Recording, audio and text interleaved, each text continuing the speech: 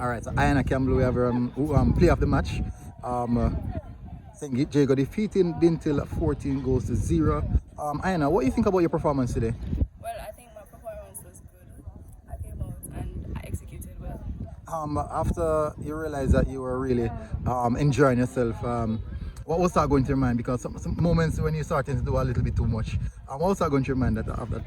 Well, I knew that we wanted to come out here and win.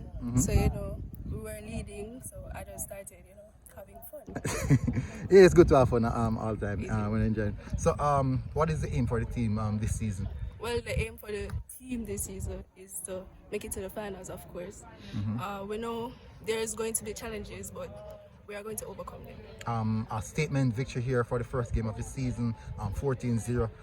What message is that sending to the other teams in the competition? Well, we are St. Jago and we are coming to win. All right, Iyana, good game and well done again. Yeah? Thank you.